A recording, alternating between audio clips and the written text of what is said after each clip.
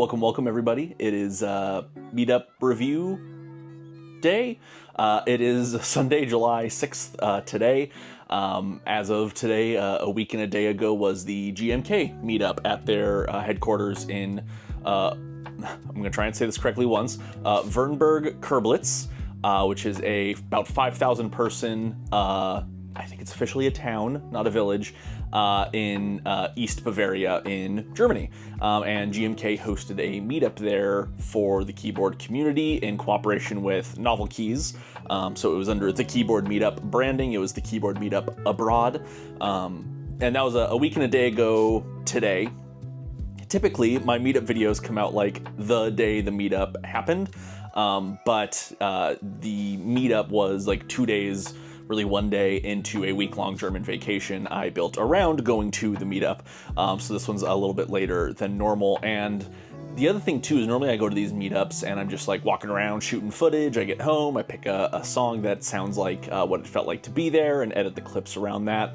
And this one I wanted to talk a little bit more about because this had all the typical trappings of a meetup. There was like a petting zoo area, there were vendors, there were breakout sessions, which lots of larger meetups have, but also we got to like tour GMK's facilities as part of this. So I feel like I needed to do a little bit more than just like show clips of the day because like for instance in the factory and packaging areas, we weren't allowed to take photo or video. So I want to talk through those a little bit.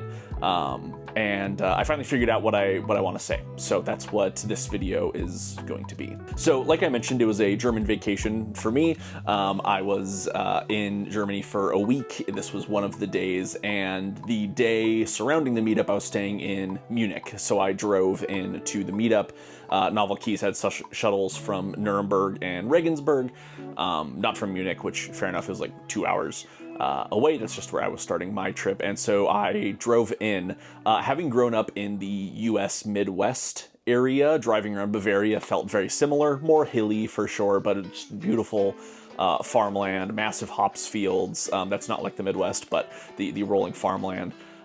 German highway etiquette is amazing. Everyone is so polite. That left lane is for passing only, like really a truly pleasurable experience. And the no speed limit sections are pretty cool. I never got like cocky enough to like fully go pedal to the metal and see what it was like, but definitely faster than highways here in California.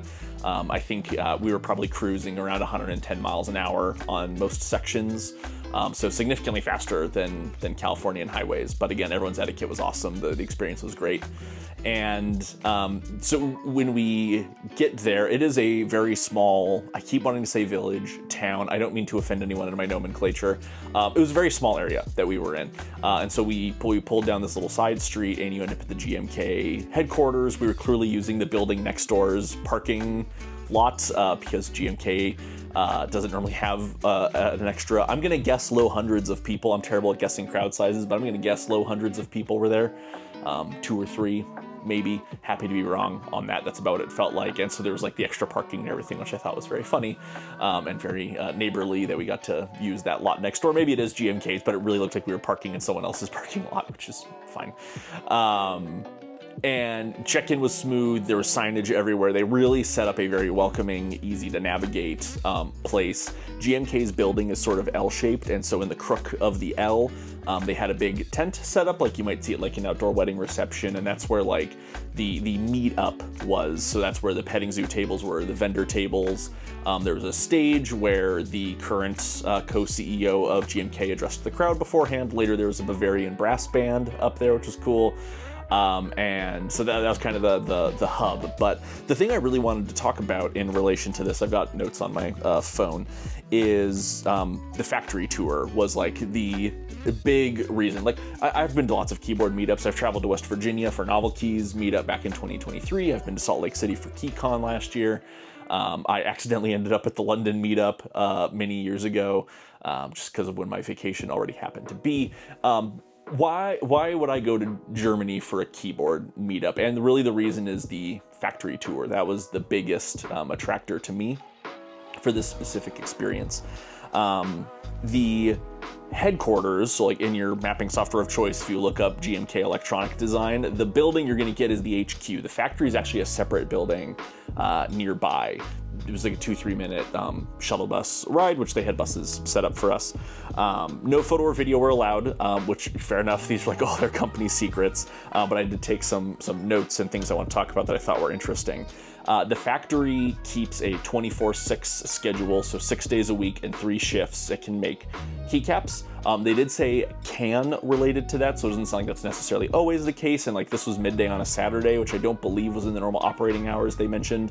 But the factory is capable of 24-hour, 6-day-a-week operation on 3 shifts. There's a little over half a dozen double shot injection machines. I forget whether they said 7 or 9. Both numbers are in my head. I think maybe it was 9 machines total, and one of them is single shot that just makes space bars because they have different cooling and injection needs than the smaller keycaps. And the part of the facility we didn't get to see was where they actually make the molds, because that is like really their secret sauce is the mold making that they do. Back in there I did see 2 CNC machines, which makes sense for mold making. What I noticed was different this time, so I'm going to reference 2 sources of image and video of this factory. In 2022, Ablotsky visited GMK and posted an article about it, so I'll have that linked where you can click on it. And then Teja, about a year ago, went to visit with at least the guys from NovelKeys, maybe someone else was there as well. Also went to go tour the facility and got to take video in a lot of the places we couldn't, just because it was a more controlled situation. So one thing I noticed back in the mold making area is in Ablotsky's pictures from 3 years ago, there wasn't a wire EDM machine. I saw one on our tour, and it appears to be in the background of some of Teja's footage as well.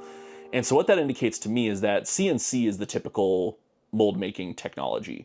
Wire EDM gets you much finer details, and so I wonder if GMK added that as like novelties got more complicated and that sort of thing, or possibly it was related to MT New production in some way, I'm not sure. And the reason I'm sort of curious about that is because they mentioned that they can replace a mold in basically a 24-hour turnaround if a mold gets worn out or damaged. And EDM is a fairly slow process. It still might fit in that 24-hour window, especially if they're rerunning a tool path they've already programmed and they have the stock material and like set sizes. But that was interesting to me that tool had been added at least since 2022. I'd be curious to know what they're using it for. I'm sure it's for finer details in some novelty legends, but that was pretty cool. And speaking of the tooling, they did say that like your mold for the E key or whatever, something fairly simple, you could probably use high 6 digits or mid 6 digits numbers of times, whereas a really fine novelty legend, I'm trying to think of one right offhand. Pick a novelty keycap that has really fine lines on it. Those might only get low 5 digits worth of uses before the tool wears out in some way. So I thought that was an interesting fact. All the tooling is made on site, so replaceable in a day. The other thing that I thought was really cool is, or interesting at least, is that R1 through R4, so like your standard keycap rows, all share legend tooling. I'll come back to what that means in a second if you don't know. Whereas R0 and R5 kits that are typically more expensive actually have their own tools, and so that's more than likely why those kits are more expensive, is because they need separate tooling for the legend. A keycap being double shot means that it is literally shot 2 times in the mold. This is the little GMK keycap they gave us in our goodie bag, along with this excellent Keyboard Meetup Abroad beer stein and a couple other things. And if you look under any GMK keycap, you're going to see the legend color and these stripes. And what that is the white plastic is the first shot, and that has the legend in it. So it has your E, your S, your plus sign, whatever. And then they inject the overlayer second onto it. And so those first shot tools that have the shift on them, the D, whatever, R1 through R4 I'll use the same. R0 and R5 need special tools, probably because of the angle of the top of the keycap, I would guess, or maybe something about the top profile. So I thought that was really interesting. But then additionally, if you're using GMK keycaps right now and you look down at your keyboard, you're probably gonna have 2 different size shifts on your board. Those require separate molds as well, because if you look at the keycap sort of edge on, there's a bit of a scoop to it, and a wide shift, like your 2.75U versus a 1.75U, like a non-stabilized shift. That radius is going to be, and it's not a pure radius, but that curvature is going to be different, and so they require a different mold because the legend goes all the way under the keycap, not just where it is. So I thought that was really interesting, that the different rows need different tooling, but also the different widths need different tooling. And this is the case because there are double shot processes where you fire the first shot, then an operator or robot, I suppose, manually moves the first shot from that tool into a different tool. GMK's tooling design allows them to fire both shots in the same mold. And so standing there watching the machines working, the mold would close, both halves of the mold would get shot, it would retract, the finished keycaps that just got their second shot would be ejected. The mold flips, so taking the legends that are in the top half of the mold, flipping them to the bottom of the mold, closes again, fires the second shot in the bottom, the first shot in the top, so it's constantly working through that. Not one process is not necessarily better than the other, but the way GMK does it, where the first shot never leaves the mold, is a higher throughput, higher precision process. And so all their tools are built for that. They did say with 1U keys, they can do 8 per shot. So when you're making your A keys, you make them 8 at a time. When you're doing your 1.5U keys, like your supers, controls, you can do 4 of those at a time. And all the tooling is interchangeable. So like your tab, your super, and your control might all be getting made at the same time, even though they're not part of the same mold. That legend is a different insert, and that's really where GMK's tooling seems to shine, that it is made on site, so they are fully in control of all of that, and that they've really, really refined their tooling process. The injection molding machines themselves are nothing special. They're by a company called Boy, B-O-Y. Any company could get these injection molding machines, but the tooling is the special sauce, which is certainly why they didn't let us film that part. But I thought it was really cool, especially the mold flipping, so that both shots get fired in the same machine, but at separate times, allowing for cooling in between. So very cool. I did mention, maybe I did, that when the keycaps get ejected, a runner also gets ejected. If you look at the back of any GMK keycap, there is a sprue mark on the back. Let me see if I can get that to catch the light. There we go. That is where the plastic enters the mold for the second shot. And when you eject the keycap, there's a strip of plastic that connects that sprue to the injection point on the mold. That's called a runner. When the runners get ejected, or any rejected keycaps, they do 100% QC everything. That's part of the operator's job. They recycle all that. So they partner with a local company that picks up all their ABS for Cherry Profile, CYL Profile, and PBT for MT New. And this company picks up the waste material and makes other stuff out of it. Food containers were mentioned. I'm sure there's other things. But the reason they can't reuse it is because to get the plastic back into an injectable state, it needs to be made into small pellets, which means grinding it up. And if you grind up a keycap like this one, where there's the navy blue and the white, you're not going to get just white or just navy blue. You're going to get sort of a mixed color, and color matching is one of the most critical parts of GMK's process. But also, once you fired a plastic, once it does change in a way that makes it hard to fire again in a process like this specifically, but for making like food containers or that sort of thing, where you can just add a bunch of black dye, make it as black as it needs to be. Insert the Parks and Recreation clip here about the different shades of black, but those tooling are a lot more accepting of not great plastics. I did think it would be cool if a very enterprising keycap designer watching this video wants to take this on. I think a cool Earth Day set would be to use ground up old keycaps in just a set where it's like no promises on color, what it's going to look like. Maybe the legends are white, we'll promise that much. And do like a ground up keycap set. I don't know if GMK wants to do that or if anyone wants to take that on, but please use that idea and run with it. I think that'd be super cool. Because the other thing GMK mentioned is that every single row, legend, color combination needs special settings on the temperature of the injection, the length of the injection, the size of the shot. All these sorts of things. And that's what the operators are really doing, are keeping an eye on the machines and making sure that once settings are dialed in, things continue to stay looking good. And also this ground up plastic would be quite inconsistent, and so they'd constantly need to be changing settings while they're working on it. So maybe an Earth Day keycap instead of a full set. But I thought that was cool that they do manage their waste. All the waste plastic gets reused in other processes. And so that was the factory tour. These keycaps sitting here, I won't pick up all the 6 small ones. I'll have a shot of those. They were making us special keycaps live while we were there that we got to pick off the production line ourselves, which I think is just super cool. This one's got the Keyboard Meetup Abroad text and logo on it.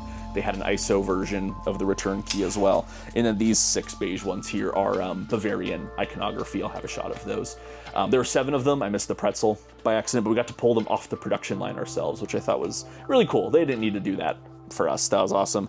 And Garrett from OmniType was saying that the Dyna caps that he was giving away were done like the week before, which is pretty cool. Prototypist had a swirled pink and white one. They were given away. Got a couple from MVKB and Cap here as well. Lots of fun little giveaways. So then back at the HQ was the they called it keycap automation. It was the packaging facility. So GMK sets were previously all hand packed. They, a couple years ago, I forget exactly when, added a packing robot to their facility, and you load 250 trays into it at a time. It's got a big buffer. There's only 10 robot arms loading keycaps, but there's this huge buffer system that allows 250 trays to be getting cycled through. And each of those 10 robots load in a keycap, so they're doing 10 keycaps at a time.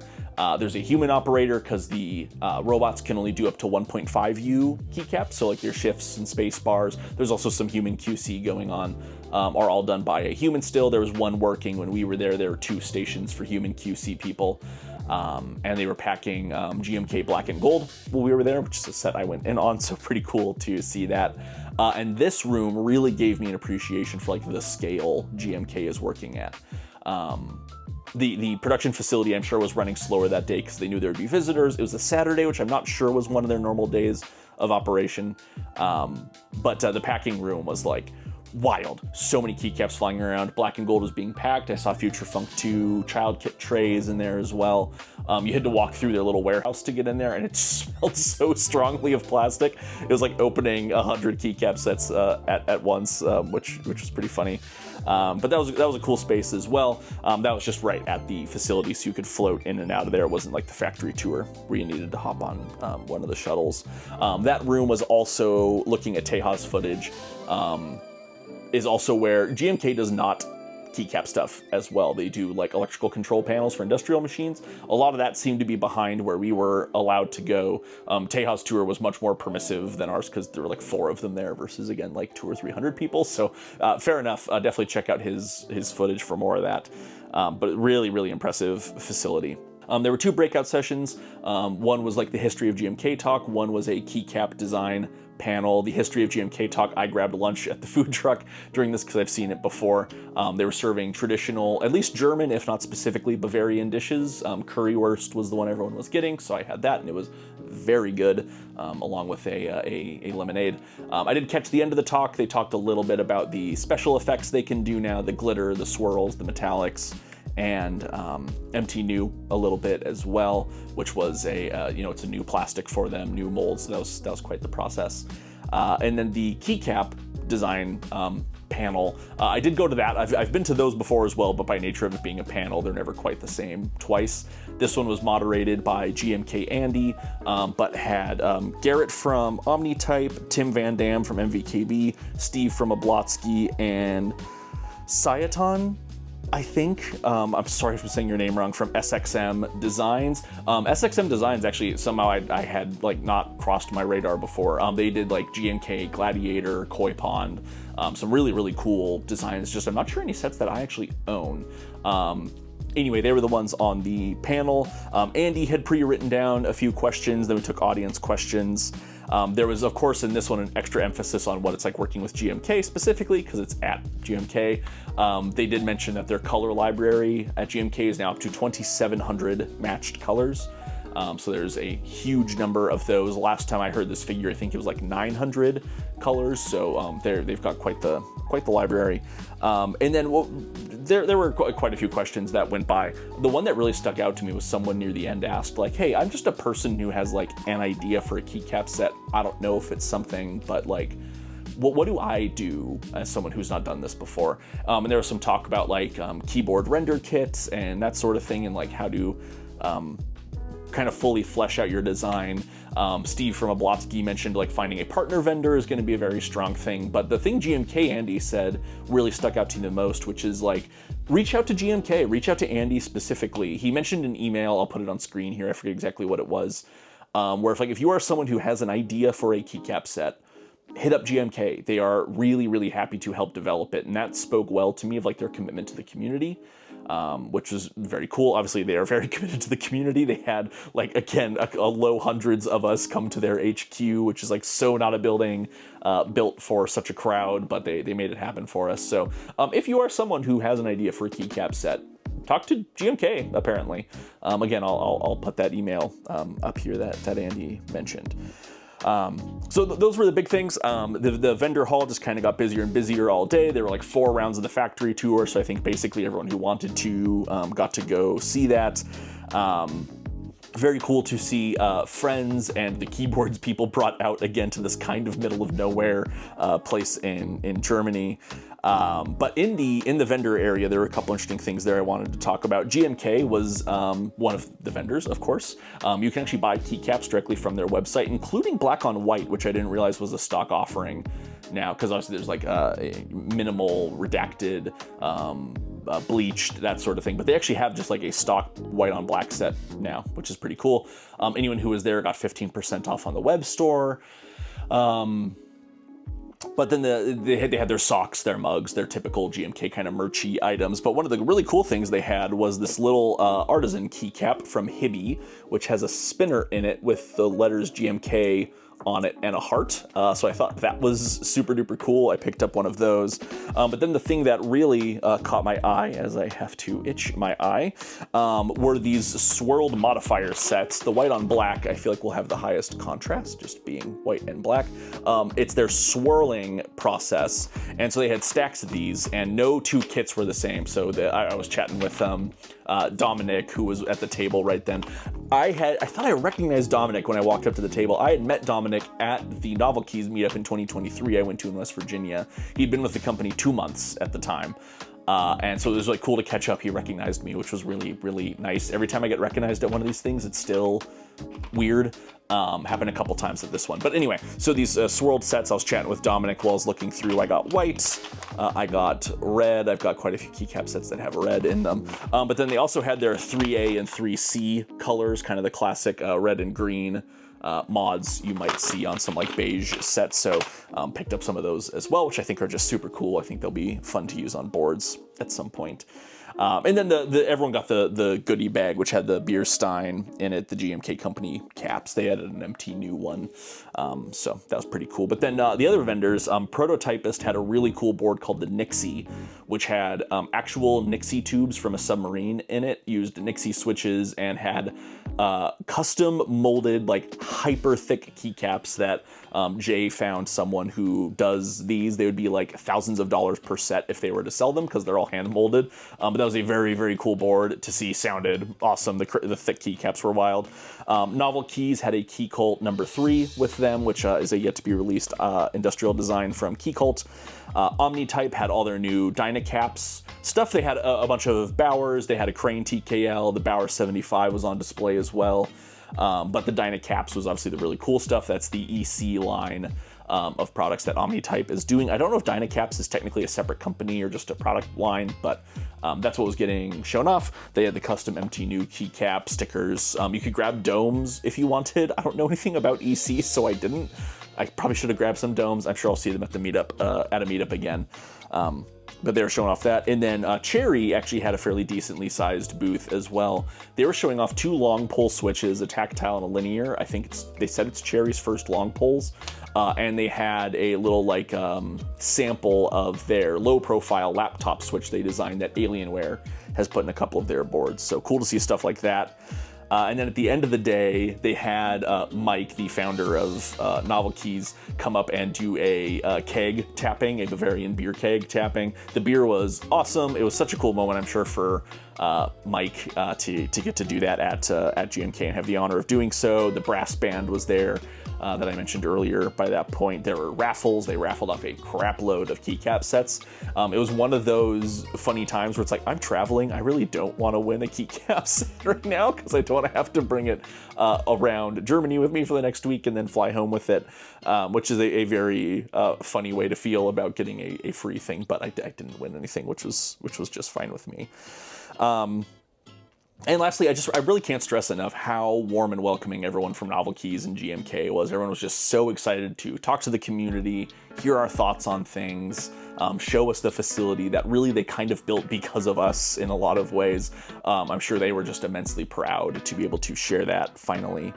Yeah, they got people from 17 countries to come to this little, like, just over 5,000 person town in Germany, and I think that's just so cool. One of my favorite parts of this hobby is the meetup scene and the kind of in-person elements of what otherwise is a very online hobby. So just amazing from them to do that. Everyone was so nice. I do have a little bonus for you here at the end. While I was chatting with Tim from MVKB, he had an Event Horizon Stellar prototype with him, which is the polycarbonate version of the Event Horizon. The metal ones are still yet to be shipped. They are getting ever closer, tantalizingly close, the aluminum, copper, and brass versions of those. This is a polycarbonate version, so we'll have a clear case. Mind you, the case you see will not look like the final one. There will be polished sections on the final one, so it's even more clear in some places. This is a prototype. The really cool thing about this prototype, though, is there's a clear PCB in it as well, which is really cool. Tim pulled me aside and tore it apart for me and one other person I hadn't met before to look at and kind of voice our opinion on some bottom plate material options he's considering and that sort of thing. But I do have a really cool clip of that, so I do want you to enjoy that. At the end of the video here, the brass band is playing in the background at the end, so you can get a little bit of that as well. Thank you all for watching. Thank you for being a part of keeping me in this hobby as long as I have, long enough to now have visited GMK in person, which is just so cool. This is such a weird, cool hobby, and I'm so thankful for it. So thank you for watching. If you liked the video, please do. If you loved it, consider subscribing. If you have any questions, want clarification on anything, please leave a comment, or if you have feedback for me. This is a little bit more haphazard than my normal talking heads, just because I wanted to finish shooting this. I found just, figured I'd point the corner into the workshop, you get a bit of a different view. And also, this is my first video shot entirely on the DJI Osmo Pocket. I didn't want to travel across Germany with my normal cinema camera. I shoot with an FX30 from Sony, typically. So if you have thoughts about the colors and shooting style, please let me know. I'm not nearly as experienced with a gimbal camera as I am with a more like rigid, typical camera. So please let me know if you have thoughts. Thank you for watching, and I will see you in the next one. And so what's the substrate of the PCB? I don't know.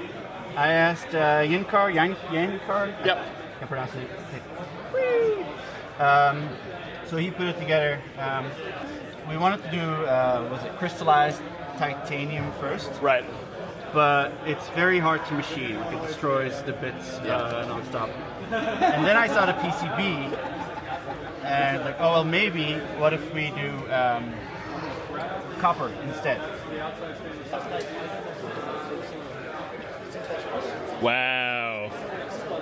Can I take the picture? Yeah, go for it. That's unreal. And so I overheard you saying earlier, the real one's going to be frosted on the edges. Yeah. Kind of like how Event Horizon and Metal's two-tone. This will almost be like two-tone polycarbonate. Yeah. Can you run it with just no bottom? So you can see it? Yeah. It will be first come, first serve. We're just going to launch it one day. But I do love screws. Oh, thank you. I have a list of